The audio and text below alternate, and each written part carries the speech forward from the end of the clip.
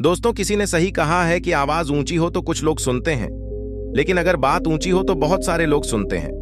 नमस्कार दोस्तों, एक छोटी सी कहानी। यह कहानी एक लड़के की 24 साल का लड़का जो सेठ के यहां पर नौकरी करता था। उसके माँ बाप इस दुनिया में नहीं थे। जिंदगी बड़ी परेशानी में चल रही थी। वह जाता था, रोजाना पैसे कमा करके घर आता था, खाना बनाता था, खाता था, सो जाता था।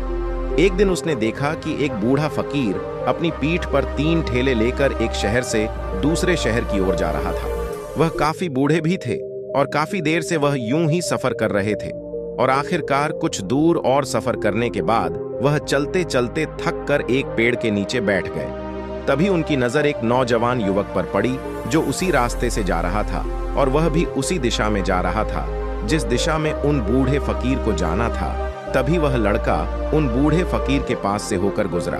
इस पर वह फकीर उस लड़के से कहते हैं, सुनो बेटा, क्या तुम मेरी थोड़ी सी मदद कर सकते हो? यह ठेला बहुत भारी है और मैं बूढ़ा हो चुका हूँ। मैं ज्यादा समय तक इनका बोझ नहीं उठा सकता और मैं बहुत थक भी चुका हूँ।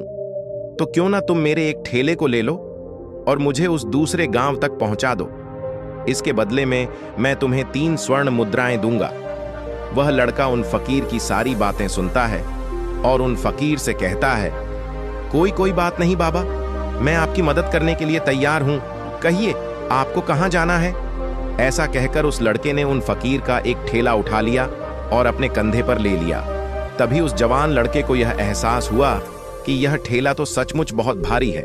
वह लड़का और फकीर दोनों रास्ते में आगे की ओर बढ़ चले। कुछ दूर आगे चलने के बाद देखते ही देखते वह गांव खत्म होने लगा और अब एक सुनसान रास्ता आगे की ओर जा रहा था। वे दोनों अपने मार्ग में मस्त होकर आगे की ओर बढ़ रहे थे। जब भीड़ से पूरी तरह से अलग हो गए तो वह लड़का उन फकीर से कहता है, बाबा, इस ठेले में आखिर ऐसा क्या रखा है जो यह ठेला इतनी वजन है? इस पर वह फकीर आदमी उस लड़के को जवाब देते हुए कहते हैं, कुछ नहीं बेटा, बस इसमें तांबे के कुछ सिक्के भरे हुए हैं, इसी कारण यह ठेले में बहुत वजन है। उन फकीर की यह बात सुनकर वह लड़का मन ही मन सोचने लगा, लगता है यह बाबा जरूर कोई व्यापारी है, तभी तो इतने सारे तांबे के सिक्के लेकर चल रहे हैं। और फिर तभी उसके मन में एक ख्याल आया कि मुझे क्या करना है, मुझे तो खाली यह ठेला दूसरे गांव तक पहुंचा है, बस इतना ही। जैसे ही उसके मन में यह ख्याल आया, उसने तांबे के सिक्कों का वह ख्याल मन से निकाल दिया और अपनी धुन में मस्त होकर वह आगे की ओर चलने लगा। चलते चलते कुछ और समय बीता और वे दोनों एक नदी के किनारे जा पहुंचे। वह लड़का हट्टा कट्टा था और काफी चुस्त और तंदुरुस्त भी था, इसलिए वह बिना सोचे समझे उस नदी में उतर जाता है। किंतु वह फकीर अब भी किनारे पर ही खड़े थे। इस पर वह लड़का उन फकीर से कहता है, क्या हुआ बाबा, चलिए आइए, हमें यह नदी पार करनी होगी, तभी तो हम उस गांव तक पहुंच पाएंगे। इस पर वह फकीर उस लड़के से कहते हैं, मैं जानता हूं बेटा कि हमें यह नदी पार करनी ही होगी, लेकिन जैसा कि तुम जानते हो मैं अब बूढ़ा हो चुका हूं और 2-2 ठेले लेकर मैं यह नदी पार नहीं कर सकता। कहीं मेरा पांव फिसल गया तो क्या होगा? क्या तुम मेरी एक और गठरी ले सकते हो? मैं तुम्हें इसके बदले भी 3 स्वर्ण मुद्राएं दूंगा। इस पर वह लड़का मुस्कुराते हुए उन फकीर से कहता है, बाबा, आप मुझे शर्मिंदा कर रहे हैं। यदि आप मुझे स्वर्ण मुद्राएं ना भी दें तो भी मैं आपका कार्य अवश्य करूंगा। मैं आपको उस दूसरे गांव तक जरूर पहुंचाऊंगा। इस पर वह फकीर मुस्कुराते हुए उस लड़के से कहते हैं, बेटा, तुम तो बड़े ही भले इंसान लगते हो। इतना कहकर उन्होंने वह दूसरी गठरी भी उस लड़के को थमा दी। उस लड़के ने जब वह दूसरी गठरी अपने कंधे पर रखी तो वह गठरी भी उसे बहुत ज्यादा भारी लगी, लेकिन उसने वहां पर कुछ नहीं कहा। जैसे तैसे उन दोनों ने नदी पार की। नदी पार करने के बाद बातों बातों में ही उस लड़के ने उन फकीर से कहा, बाबा, आखिर इस दूसरी गठरी में क्या है? यह गठरी भी बहुत वजन है। इस पर वह फकीर उस लड़के को जवाब देते हुए कहते हैं, बेटा, इसमें चांदी के सिक्के हैं, इसी कारण यह गठरी भी बहुत वजन है। उन फकीर की यह सारी बातें सुनकर अब उस लड़के का दिमाग तेजी से काम करने लगा था।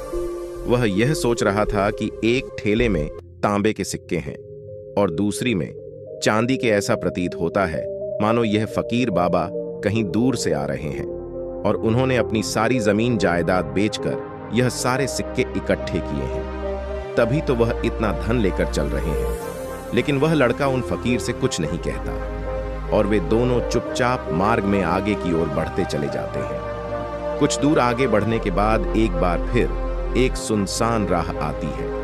उस सुनसान रास्ते को देखते ही उस लड़के के मन में तरह तरह के विचार उत्पन्न होने लगे। वह यह सोचने लगा, अरे ये तो सुनसान जगह है, अगर मैं यह सिक्के लेकर यहां से भाग जाऊं तो यह फकीर मुझे कब तक आएंगे। मुझे नहीं लगता कि मुझे कभी पकड़ पाएंगे और यहां पर कोई है भी नहीं जो इनकी मदद कर पाए, और वैसे भी ये बहुत सारे सिक्के हैं। मैं इनसे एक अच्छी दुकान खरीद सकता हूं, अपना नया व्यापार शुरू कर सकता हूं, और वैसे भी ये बूढ़ा फकीर अब इन पैसों का क्या करेगा। इससे अच्छा तो मैं ही इन्हें रख लेता हूं। वह लड़का यह सब बारे में सोच ही रहा था, तभी अचानक उसे खुद पर आश्चर्य हुआ। अरे मैं यह क्या सोच रहा हूं, ये फकीर बाबा ना जाने कहां से आ रहे हैं और क्या ऊज करके इन्होंने इतने सारे पैसे इकट्ठा किए होंगे। मुझे इनका फायदा नहीं उठाना चाहिए। नहीं नहीं, मुझे ऐसा नहीं करना चाहिए। उसने कुछ देर के लिए तो अपने मन के विचारों को काबू कर लिया, लेकिन कुछ देर बाद उसके मन के विचार उस पर देखते ही देखते हावी होने लगे। वह लड़का 2 ठेले लेकर उन फकीर के पीछे पीछे चल रहा था और कुछ दूर आगे चलने बाद एक पहाड़ी आई। इस पर वह फकीर बाबा उस लड़के से कहते हैं, बेटा यह पहाड़ी मैं नहीं चढ़ पाऊंगा, मैं काफी बूढ़ा हो चुका हूं और मेरे घुटनों में भी दर्द रहता है। यदि तुम मेरी तीसरी गठरी भी ले लो तो मैं तुम्हें 3 और स्वर्ण मुद्राएं दूंगा, लेकिन याद रखना इसे कहीं गिराना मत, कहीं यह गठरियां खुल ना जाए। इस पर वह लड़का उन फकीर से कहता है, क्यों बाबा, आखिर इसमें ऐसा क्या है। इस पर वह फकीर उस लड़के से कहते हैं, बेटा इसमें स्वर्ण मुद्राएं हैं। सुनकर वह लड़का मन ही मन बहुत प्रसन्न हुआ। उसने चुपचाप वह गठरी भी उन फकीर से ले ली और देखते ही देखते वे दोनों मार्ग में आगे की ओर बढ़ने लगे। अब वह फकीर बिना कोई वजन लिए हुए आराम से पहाड़ की चढ़ाई पर चढ़ रहे थे, किंतु वह नौजवान लड़का जो पीछे था वह वजन के कारण बहुत धीरे धीरे चल पा रहा था। लेकिन जब से उसने सोने का नाम सुना था उसका मन तो छलांग मार रहा था। वह मन ही मन सोच रहा था, अगर मुझे यह सारा धन मिल जाए तो मेरा पूरा जीवन तो आराम से कट जाएगा। वैसे भी यह बाबा तो बूढ़े हो चुके हैं, भला इन्हें इतने पैसों की क्या जरूरत है, इनका जीवन तो वैसे भी कट चुका है। मैं एक काम करता हूं, यह सारे पैसे लेकर यहां से भाग जाता हूं। लड़के के मन में अनगिनत विचार उठ रहे थे। लड़के का मन अब उसकी बुद्धि पर पूरी तरह से हावी हो चुका था और उस लड़के का मन अपनी बात को सही साबित करने के लिए उससे कुछ भी कह रहा था। और तभी उस लड़के के मन में एक और विचार उत्पन्न हुआ और अब की बार वह लड़का यह सोच रहा था, लगता है यह फकीर बाबा कोई चोर है, वरना इनके पास इतनी सारे स्वर्ण मुद्राएं कहां से आएंगे। अगर यह कोई व्यापारी होते तो भला यह इस तरह से पैदल यात्रा तो नहीं करते, और अगर इनके पास इतने सारे पैसे थे तो यह कोई ना कोई साधन भी तो अवश्य कर सकते थे। लगता है यह कोई चोर है और चोर से चोरी करने में भला क्या बुराई है। यह सोचता हुआ वह लड़का अब उन फकीर से तेजी से आगे की ओर बढ़ रहा था और देखते देखते वह फकीर से आगे भी निकल चुका था। और वह यह सोच रहा था कि जैसे ही इस पहाड़ की ढलान आएगी मैं 3 गठरियां लेकर भाग जाऊंगा। इससे ये सारे पैसे मेरे हो जाएंगे और मेरी गरीबी भी हमेशा हमेशा के लिए दूर हो जाएगी। मैं जो चाहूंगा मैं वह कर पाऊंगा, मेरे पास बहुत सारा धन होगा। और देखते देखते वह दोनों पहाड़ की चोटी पर पहुंच गए और अब ढलान का रास्ता शुरू होने वाला था। तभी वह लड़का उन फकीर से नजरें बचाकर वह 3 गठरियां लेकर भागता हुआ आगे बढ़ गया। अब उसे अपना शरीर बहुत हल्का महसूस हो रहा था, मानो उसे उन 3 ठेलों का वजन तक ना मालूम पड़ रहा हो। काफी दूर दौड़ते दौड़ते किसी तरह से वह अपने आप को बचते बचाते अपने घर पहुंचा। उसके खुशी का कोई ठिकाना नहीं था। उसने सोचा, क्यों ना मैं जल्दी जल्दी इन गठरियां में से वह सारे पैसे निकाल लूं। यह सोचकर जब उसने गठरियां खोली तो पहली गठ में उसे लोहे से जंग भरे हुए सिक्के मिले। यह देखकर उसे यकीन नहीं हुआ। इस पर उसने फटाफट दूसरी गठरी भी खोल डाली, उसमें भी उसे लोहे के जंग लगे हुए सिक्के ही निकले।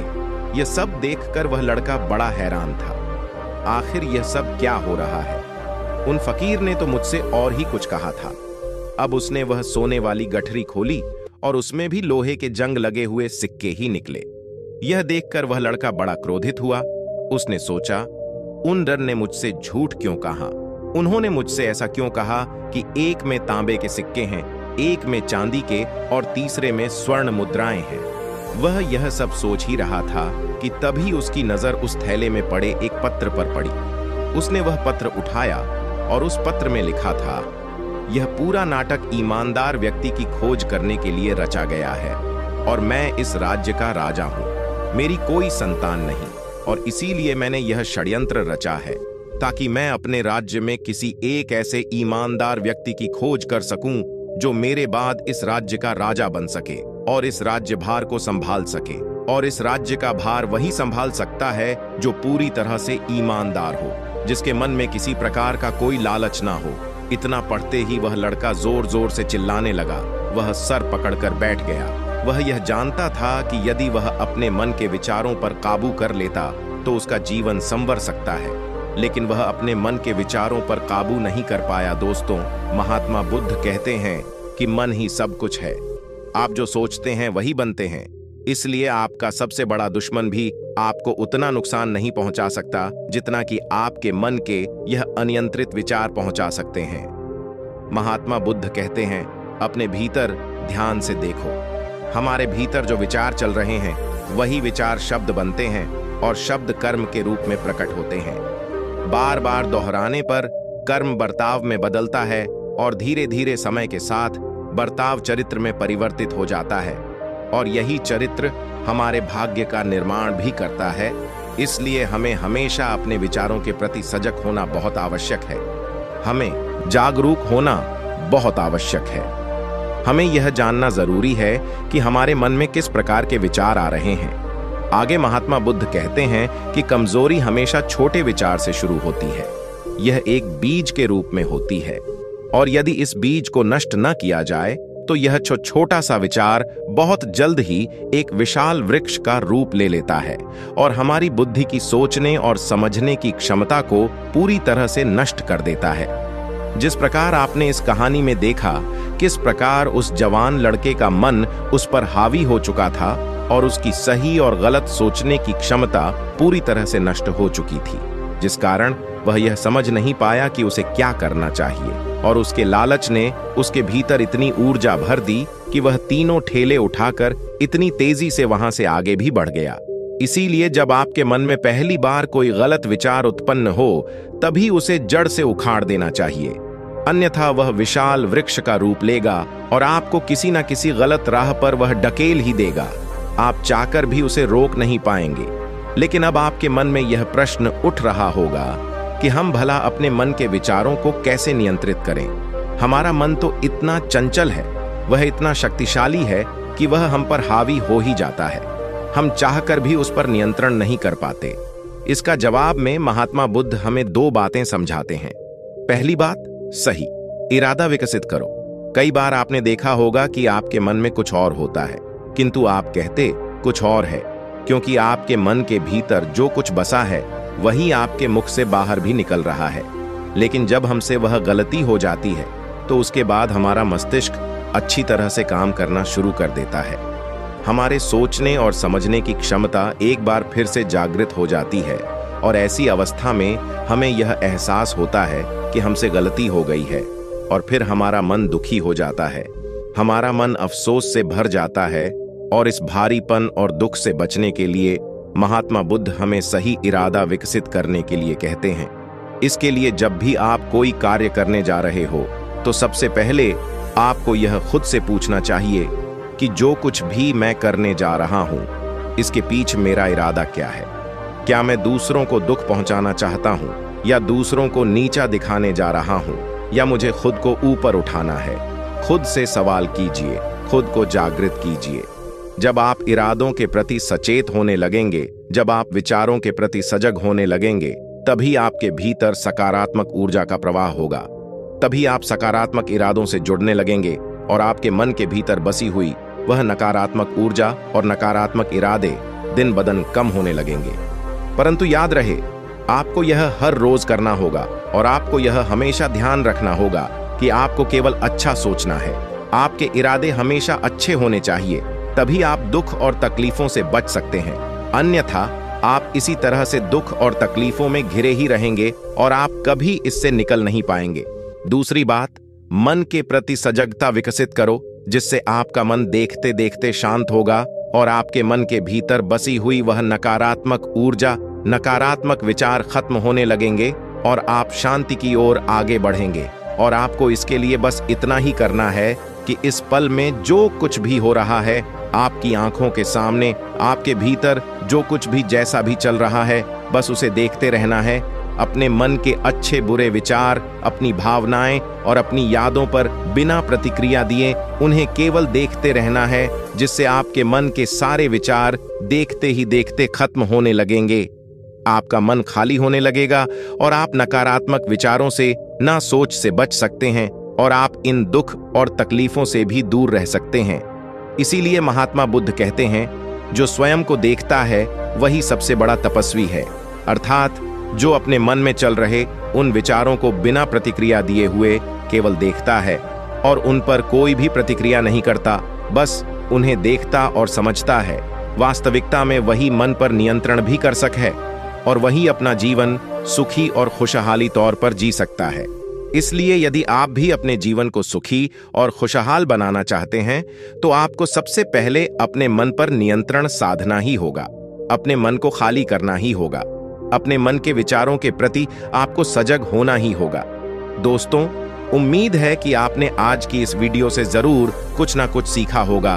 अगर आपको यह कहानी अच्छी लगी हो तो इस वीडियो को लाइक करें और हमारे चैनल आध्यात्मिक धर्म ज्ञान को सब्सक्राइब करें। हम मिलते हैं अगली वीडियो में। धन्यवाद।